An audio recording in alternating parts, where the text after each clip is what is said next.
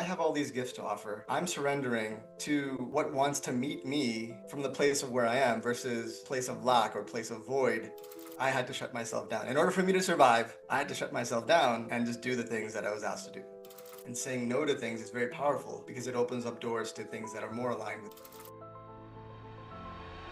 Welcome back, guys, to Evolve Your Brand. This is the show that dives deep into stories, strategies, and those inner shifts that help leaders to create massive impact without losing themselves in the process. So today I'm joined by Mitesh. He's an executive coach who's walked a really fascinating path in life, from engineer to Wall Street, Goldman Sachs to teaching yoga at Gold's Gym. And he's even become a trusted guide for leaders to navigate high pressure corporate environments. So Mitesh specializes in helping executives and teams see what they're not seeing, breaking through the mental and communication barriers that hold them back. So, we're going to explore his personal journey, his lessons in communication, leadership, and mindset, and how he's helping today's leaders evolve in a way that's sustainable and fulfilling. Welcome to the show, Mitesh. Thank you, Dave. As you were speaking, it's like I'm just walking through the mental images of all the journeys that I have taken. And sometimes I forget about it. But as you mentioned it, I'm like, oh, yeah, that has been my journey. Well, your journey has taken you from following the expectations of others to carving out your own path in life. Let's start there. Can you take us back to your early life? Like, what was it like growing up in New York after you were born in India? Yeah, so pretty quickly, it became a shock for me to move to a country. I was only 3 years old, but I was born in India, and when my parents moved here, I had to come along with them. And it was just getting used to the culture. At that time in the early 80s, it wasn't very diverse. Even though New York, you might think, hey, it's a pretty diverse place. At that time, I felt like I was the only one in in my area that looked like me. And and so there was just growing pains around that. And so for me, it got pretty interesting because early on I was told to to just be quiet, don't be loud, don't make a lot of noise. And it's funny because as kids we're always encouraged to stand up, to walk, to speak and to say things. And then there comes a point maybe a few years later, then the narrative completely changes. It's like sit down, shut up, and don't make a fuss, you know? And I was I got to that phase pretty quickly, and I realized that I had to shut myself down. In order for me to survive, I had to shut myself down and just do the things that I was asked to do. Mm. And and then you ended up making it as an engineer on Wall Street. So you must have really, started to be more vocal. Like, how did that come about? Were you just really passionate about that career, or was that kind of pushed upon you? Yeah, so that's exactly like all through my early teen life, I went into that idea of going to engineering school only because one, that was looked good upon in my Hmm. community, and then secondly, I didn't know what I wanted to do. I just knew that I was good at math. I had some interest in science, and so I was like, all right, let me just do that. Uh, and so when I did go into my first year of college, it was a rude awakening for me. It woke me up to so much of what I didn't like. And being on my own for the first time, having the autonomy to make my own decisions and, while I'm away, it was a complete shock because I had never been on my own Hmm. for any period of time. And all of a sudden I am. And there was this sense of like approval that I wanted to let go of, and the wildness wanted to come out. And so I flunked. I almost flunked myself out of college the first year. And it was a big shock because for me, I've always been an A, straight A student type, graduated top. 10% of my class, and I was, really good academic wise, and it just became this huge shock for me to now live in that way. But I ended up just, through hustle and persistence and, in that mode of like, I have to do it, I can't fail, and got through college and became an engineer. And it was fine. It was not the number one choice, but I did it and eventually landed with Goldman Sachs, where I worked as an IT auditor, and which is a great role. Coming out of college, it was something that like a shiny badge for myself. Like, hey, I got into Goldman Sachs, and I'm doing this role, and I'm making close to six figures, and even beyond six figures after that certain point.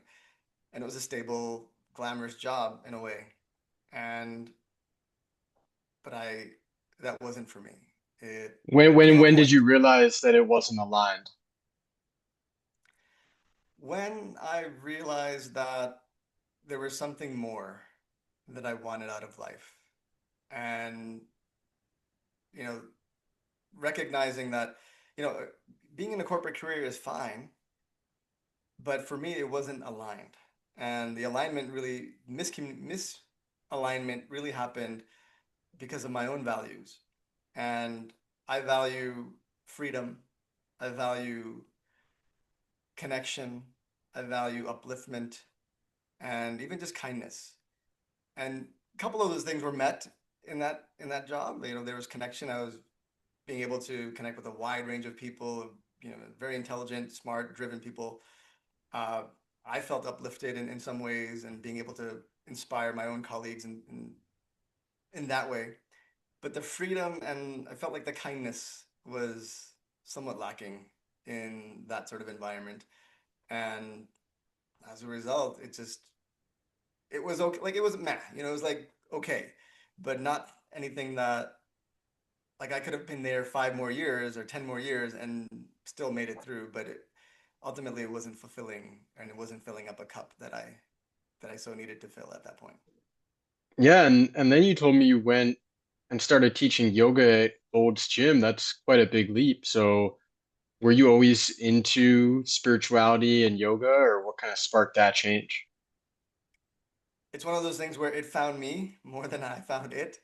And after my schooling, I did a master's degree because, I graduated around the time where 9/11 happened and there were no jobs available.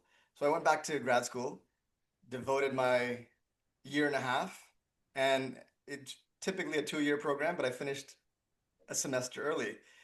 And so I was thinking, what do I do with this time? It's December. My job, and I had it lined up at Goldman Sachs, wasn't starting until June.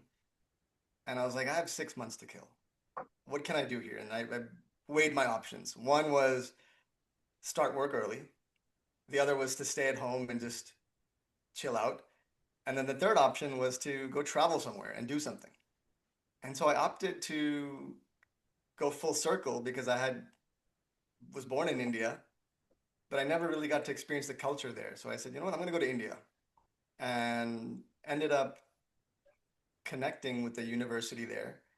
That not to go for any sort of degree, but just to learn. They were teaching yoga, holistic health, and uh, practices that were more mindfulness based.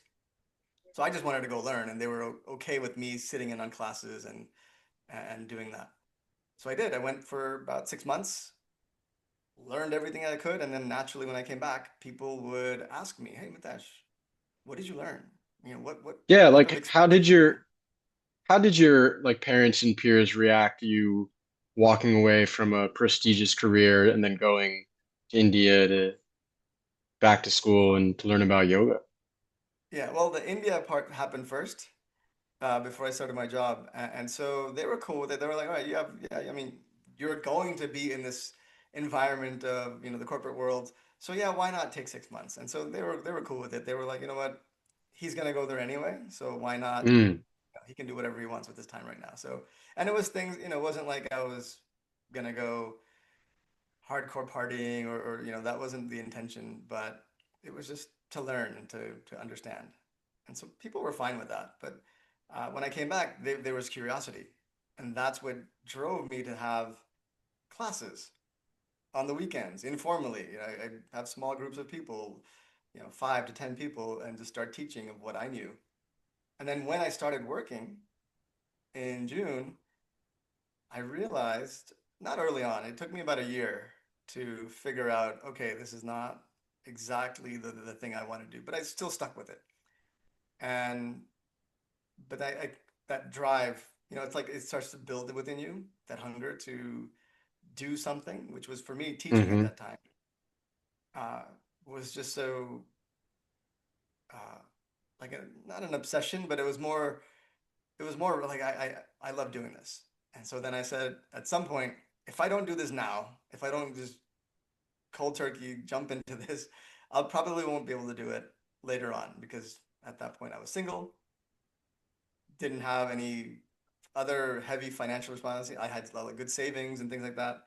And so I was like, I could do this. And so I did. Made the decision, gave my 2 weeks notice, and said, "Hey, I'm doing something that uh, is really calling me."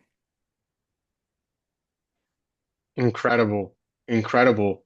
And now we fast forward, you are helping people to see what they're not seeing. So, can you explain what that means exactly? Yeah, so everybody has blind spots.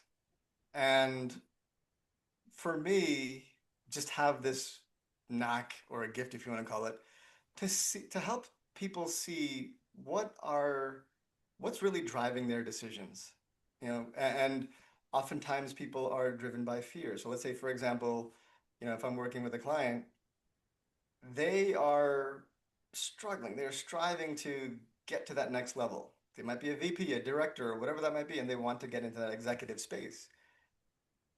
The thing that they're not seeing most often is their motivation of why they truly want that. It could be somebody like me who just evolved. Like if I would have evolved 10 years later in that corporate career, it would have still been trying to meet the expectations of others. Sometimes things around uh, wanting to look good, wanting to have that title, just because of it fills a void within them. Or even there's sometimes things come up where they see their peers rising up, or people that have are junior to them moving up in their organization, and they start feeling like, what's wrong with me? And so then I look at, like, why is this happening? What's really driving you? And oftentimes it comes down to something that is driven by fear, lack, or like some sort of negative emotion that is driving them to want to get there. And I've known that when you have that sort of fuel to get you to somewhere, even that fulfillment is of that low quality. Does it And so when you last? Like, is it consistent? exactly it's short-lived. Just like when you would get like Mm. a short, you hear this all the time when people buy a brand new car. The excitement is great for the first 2 months, couple months, and then it kind of wears down because they're like, oh, like I got it, but it wasn't the thing that really made me happy. It Today was I felt that, and I didn't buy a new car, but it was a nice 2022 crossover, and I just took it on a road trip. And then today I was like not feeling the same gratitude as that first moment or when I envisioned it. mm, So why is communication, especially internal communication, such a central part of your process? yeah, and that is the whole key behind this, is that the dialogue that we have internally, what can we explore? Build that self-awareness for yourself where you're learning, all right, what's really driving me? What's truly my path of fulfillment? And how do I want my career to be in 6 months or in a year? From a place of fulfillment, from a place of alignment, from a place of where it's driven by values and your own values. And everybody has different values. Like I said, for me, it was four things that I shared earlier. But for somebody else, it could be that they just want either autonomy, or they want a sense of knowing that they are making a difference in people's lives or whatever that is. But when you can align on that, even then the decisions become more clear for people. Hmm. And anytime I've been stuck on a tough decision, a place where I feel like I'm not moving in life, I go back to my values and saying, does it meet the requirements of this? And then the decision becomes quite easy. Like, oh, it's not. Even though it might seem like a shiny object, but it doesn't meet all the requirements. And so I'm not going to go forward. And saying no to things is very powerful because it opens up doors to things that are more aligned with you. Mm. Yeah, the power of the no. 2025 is the year for no for so many people with so many distractions and shiny objects. I'm wondering though, what role does surrender, like David Hawkins talks about, or letting go, play in leadership these days? Yeah, I've fought with this idea of surrender for a while because it's been around, like I'd say for the last 15 years, I've been marinating on what surrender really is.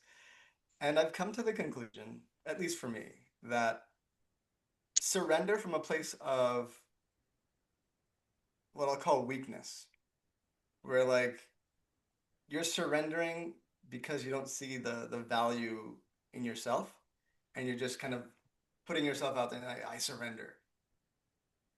That type of surrender is, I would say, doesn't get us to where we want to go. But when you surrender, knowing that you have a gift, knowing that you have something of value to offer, and then you surrender to the world, saying, "Hey, I have all these gifts to offer. I'm surrendering to what wants to meet me from the place of where I am versus a place of lack or a place of void." Then the results are much more impactful. And so I can give you an example of like, when I surrendered in at Goldman Sachs, it was more like there was a place of me of wanting to run away, and so even though I was able to achieve things later on, but that running away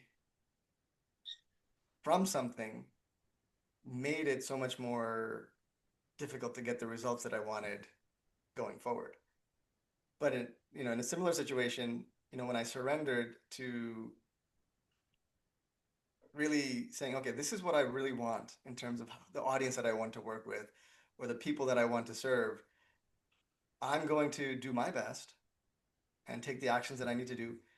I'm surrendering to the universe to bring me what needs to be in front of me. And so, And I just want to jump in. And sometimes when we surrender, what comes in front of us are all those patterns or habits that are holding us back from getting to that next level. So, what are those patterns that you see in the VP and director level leaders that are consistently holding them back? yeah, the common pattern, especially for those who feel stuck, is that they're always trying to fill a void, whether it's to be seen. I work with a lot of folks that struggle with visibility, and they want visibility not to for any other reason than because they just don't feel seen. And visibility from a place of I have something of value to offer. I have something that can impact in a positive way to the organization or to wherever, whatever work that you're going to do. It then from that place, it comes much more fulfilling and you get seen for who you are versus you get seen because you want to be seen because you are trying to validate yourself. Um, so there's a distinction there, and that's where I help to pivot with folks is that really question where your fuel is coming from. If you're getting fueled by the what I'll call the nonsense or the noise within you, then you'll get it's like you put diesel in a gasoline car. You're not going to get too far. But if you put the high quality fuel in it, and then because the vehicle is amazing, it's pristine, it's like the 500 horsepower, which is your own self, but the fuel is not creating the best results, and that's the idea. Yeah, we got to check which fuel we're putting in, and sometimes we got to pay a little bit more to get the outcome for that income. And we met on a really cool workshop of, a common mutual connection who's teaching high ticket sales. I'm wondering, like, you're someone that must be really big on investing in himself and building community. Like, what's an investment that you've made in yourself that paid off in many unexpected ways? Yeah, for me, the biggest investment is working on myself through the process of like just doing this whole path of yoga that I started. I then eventually worked with a variety of teachers in the US as well and continue to make that investment and continue to have my own practice. And that's where a lot of my inner dialogue and the ability to kind of pick up on on the inner workings of our mind, inner workings of our emotions, inner workings of our being kind of came from. And that investment is priceless because as much as I was working on myself, it allowed me to kind of see the patterns in other people, to kind of see what's driving human behavior. And that has helped tremendously. And that's even helped me now. And even for the clients that I work with, supporting them in really seeing that for themselves, to see themselves with a good mirror in front of them. And sometimes even asking the hard questions to themselves and saying, am I really doing the thing that fulfills me? Well, life is a mirror, but when we get into sales and coaching, that mirror becomes very bright in front of our face. And I'm really excited to hear what kind of mirror you put up for your clients over the coming months and all the amazing transformation that you hope to provide them. I'm looking forward to hearing more about those transformations. And as we start to move into the next phase of the interview, what I like to do these days is a quick this or that speed round before we wrap up. And so I'm going to give you two responses, and you got to pick one of the two. And if you want to explain why, you're more than welcome to in like a quick sentence or two. So you ready to go? I'm ready. And I'll close my eyes because I feel like it'll just keep me honest with my responses rather than get Eyes distracted. open or closed, whatever you prefer. If you want this podcast to be like a sitting meditation, you're welcome to. And you guys can close your eyes at home if you're listening in on Spotify or YouTube. And yeah, you can, put yourself in Mitesh's shoes and see what resonates with you the most. So we'll start it off with, are you a early morning or a late night kind of guy? Early morning, All right. simply What because, about, yeah, go for it. I don't know, simply because it's quiet. It's my own time, and I'm fresh in the morning. And coffee or tea? I don't drink either, uh, but if I had to prefer one, I would pick tea. Mm-hmm. Well, bonus question then, what's the drink of choice? Well, it's funny. Just a quick little story. When my wife and I met, we met at a coffee shop, not knowing that neither one of us drink coffee, and so we ended up having coconut water at the coffee shop. So yeah, juices and coconut water. Yeah, I would say that. Coconut water is good. I had a really nice, no sugar strawberry juice today for lunch. All right, next one, boardroom or a brainstorming session at home? Say the first one again. Is it boardroom? Yeah. Okay. I would say brainstorming session at home. Speaking on stage or one-on-one coaching? Speaking on stage. City life or living in nature? Living in nature. That's where I am right now. All right, I think you're gonna like this one. Structured schedule or going with the flow? Hmm.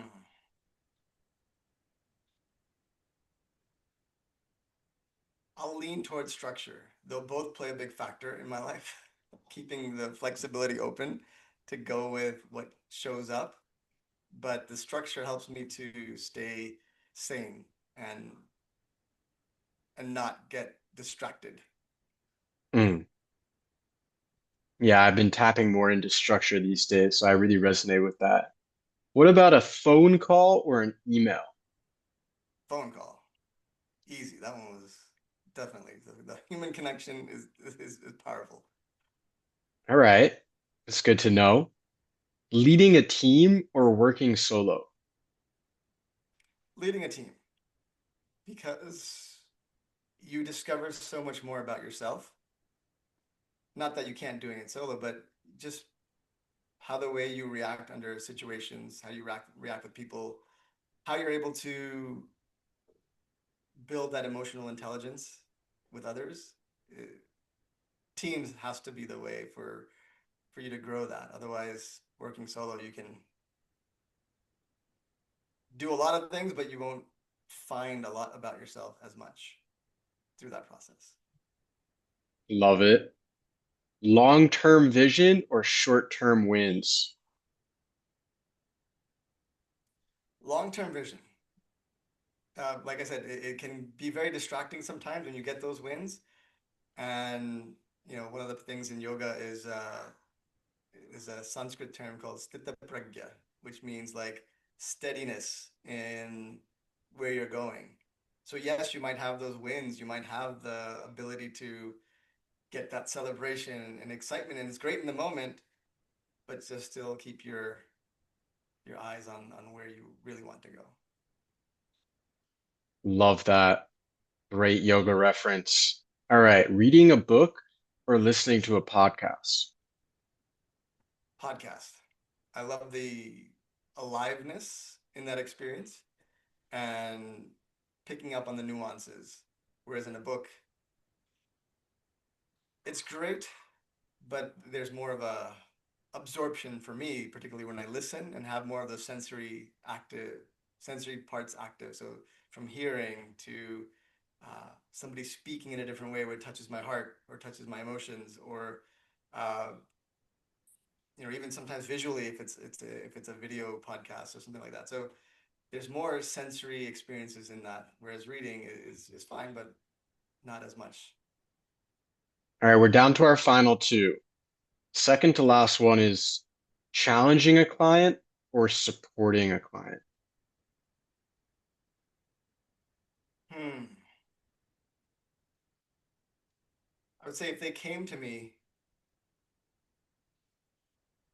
most likely they're looking for not to just be status quo. So challenging them in ways which then does support them in their own growth. So it kind of feeds into to that, but it starts with let's just call out the BS and get to know yourself much better and see yourself. And when you do, that is that support sometimes that brings in. So it's like um, not that I'm their father or mother, but it's like uh, we have a in our culture. It's like there's like the whip from the father, but the love from the mother. And so like the dad kind of cracks the whip, like the good cop, bad cop. And sometimes you kind of have to lay down the law a little bit more, with clients and just saying, hey, like who are you really? Face yourself and have those tough questions be answered. And when you do, you'll automatically have that growth and expansion and the fruit of your exploration within yourself show up in such a sweet way. All right, final one, meditation or journaling. Meditation, simply because meditation is the ability, once again, offering more sensory experiences for me, where I can tap into a train of like a vision or something that I can follow.